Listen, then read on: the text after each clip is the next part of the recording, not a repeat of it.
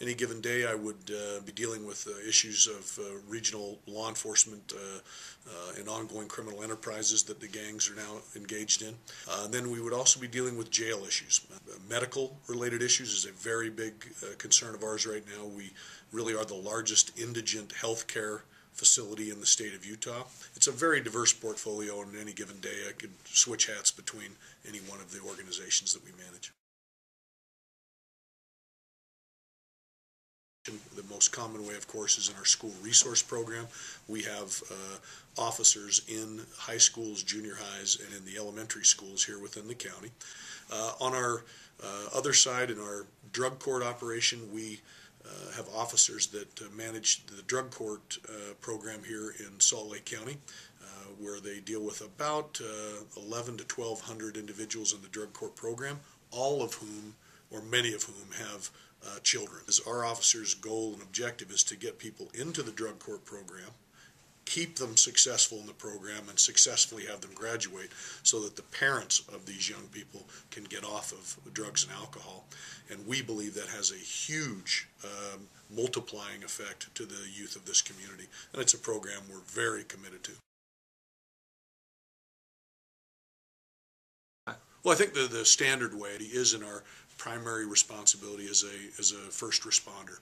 Probably 40% of all of our calls involve substance abuse.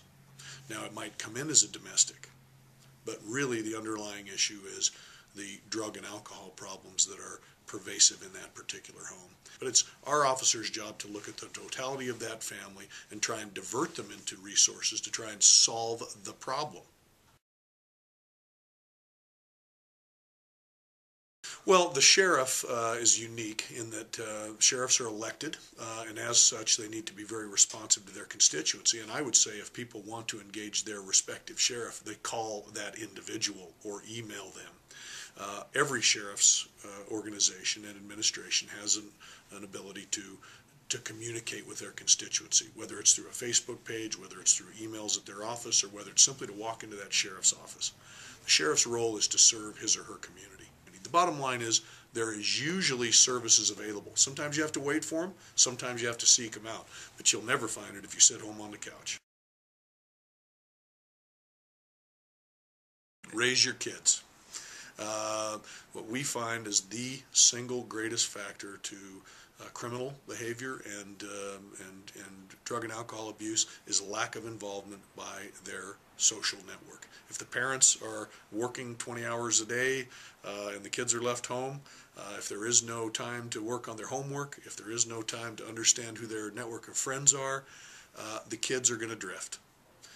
It isn't always the parents' fault, but they can certainly add to the success of their children, and they need to be engaged.